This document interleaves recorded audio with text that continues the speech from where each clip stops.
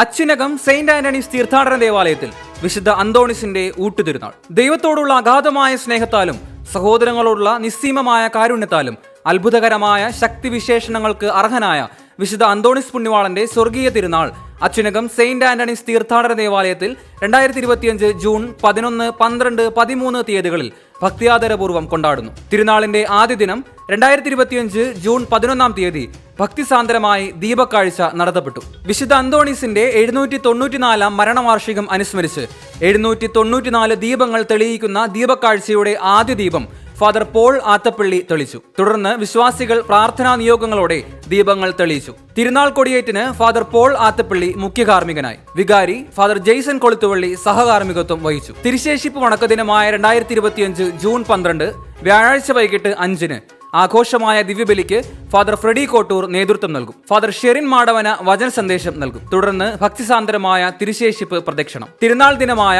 2025 June 13 വെള്ളിയാഴ്ച രാവിലെ 6-ന് ദിവ്യബലി.